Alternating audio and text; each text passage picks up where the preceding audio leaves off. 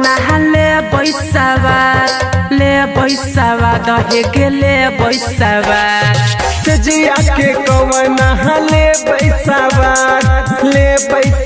दहे गेले बैसावा गेले भतार गुजरात सखी केना के कटत के रात सखी हे गेले भतार गुजरात सखी केना के कटत के रात सखी सजिया के कौन नहाले बैसावा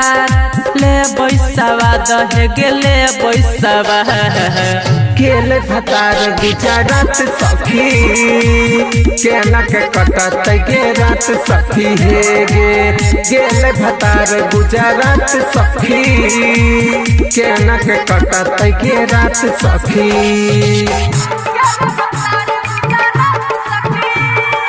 अभी आप सुन रहे हैं दीवाना अकेला एंटरटेनमेंट की धमाकेदार प्रस्तुति।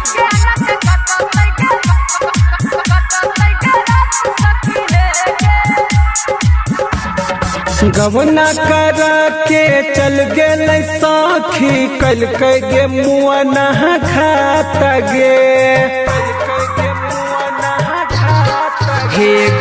आहा पैसा याद पड़ी हमरा के पहिना शादी के पहिला रात गे देहिया पना लगे हमरो कबाड़ी बहर बलमुआ छाप साड़ी केकरा से कहिए के मनवा के बात देवरा मिलल छही बड़ी उतपा गेले भतार गुजरात सखी केना के कटत गे रात सखी हे गेले भतार गुजरात सखी केना के कटत के रात सखी। अभी आप सुन रहे हैं दीवाना अकेला एंटरटेनमेंट की धमाकेदार प्रस्तुति।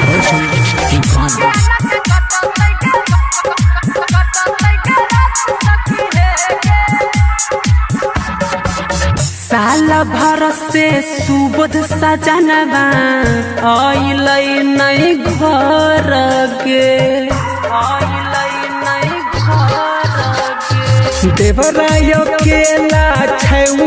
पाती लागै छै बड़ी डर गे यारा बारोसनावा फोन बड़ी करे भागी जइयो गे मन बड़ी करे तू ही बताबे गे हम का करी जहर खाए के कि हम जइयो मरी गेले भतार गुजरात सखी केना के कटत के रात सखी हे गेले भतार गुजरात सखी केना के कटत के रात सखी। सजिया के कौन नहाले बैसावा दहे गेले बैसावा गेले भतार गुजरात सखी केना के कटत के रात सखी हे गेले भतार गुजरात सखी केना के कटत के रात सखी। तू ही बता दे गे।